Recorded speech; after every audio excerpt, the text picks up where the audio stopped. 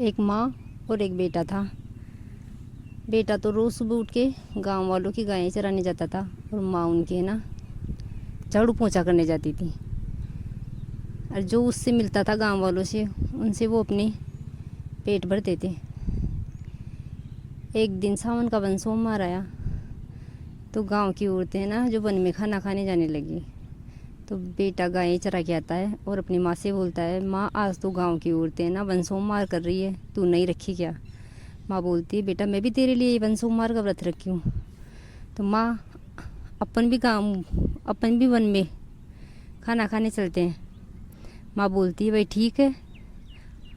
तो दोनों माँ और बेटे वन में चले जाते हैं खाना खाने। तो गांव की और औरतें भी जाती हैं। तो वन के अंदर 2 कदम के पेड़ थे, एक बहुत बड़ा था, एक छोटा था।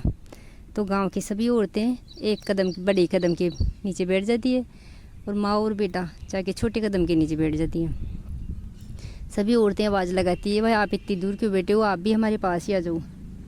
माँ और बेटा ऐसे सोचता है, भाई इनके पास तो पकवान होंगे और हमारे पास जो गांव में से आई थी रोटी और छाछ राबड़ी थी, तो वो नहीं गई उनके पास। गांव की औरतें देखी, भाई ये गरीब है इसलिए हमारे पास नहीं आ रहे।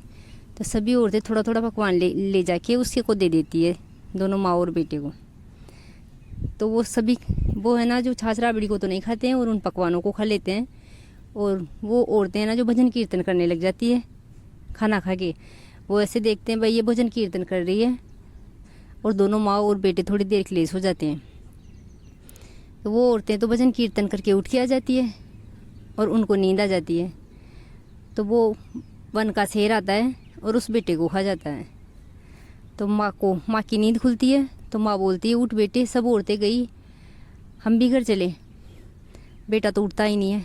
माँ ज़ोर ज़ोर से शोर मचाती है, मेरे बेटे को क्या हो गया? हे भगवान, हे शंकर भगवान, मैं तो मेरे बेटे के लिए ही वन सोमवार का व्रत रखी थी और मेरे बेटे को ही क्या हो गया? शंकर भगवान और पार्वती जी है ना पृथ्वी लोक की सैर पे आते हैं।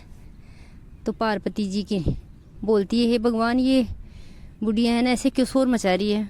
शंकर भगवान बोलते हैं, पार्वती जी अभी तो पृथ्वी लोक पे आए हो, आप चलो, क्या पता क्या क्या रचना देखोगे। पार्वती जी बोलती, नहीं भगवान, ये बताओगे ना मैं तभी चलूँगी।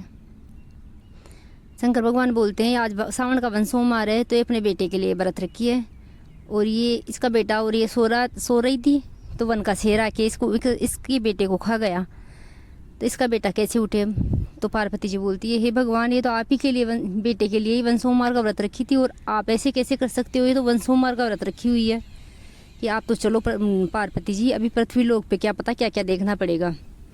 बोलती है, भाई अपने सामान संभालो, ये कमंडल वो ये मैं तो है ना नहीं जाऊंगी आपके साथ, आप इसको सरजीवित करोगे ना तभी मैं आपके साथ चलूँगी। तो वो भगवान का कमंडल संभला देती है और सोनचड़ी बन के और पेड़ पे बैठ जाती है।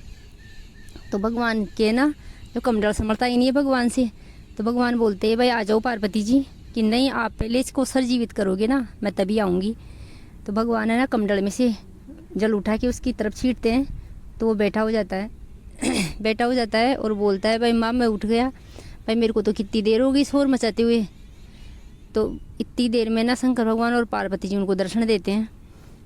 तो बोलते हैं, भाई आप कौन हो? भाई हम शंकर भगवान और पार्वती जी हैं। तो सारी प्रजा में बोल देना, भाई सावन में 4 वन सोमवार आते हैं तो सभी 4 वन सोमवार करे, और 4 भी ना करे तो 2 वन सोमवार तो सभी करे, सभी सुहागण भागण सभी कन्याएं सभी इस व्रत को करें। हे शंकर भगवान पार्वती मैया, उसके बेटे को सरजीवित किया, वैसे सभी की इच्छा पूरी करना। हे भगवान भोलेनाथ की जय हो।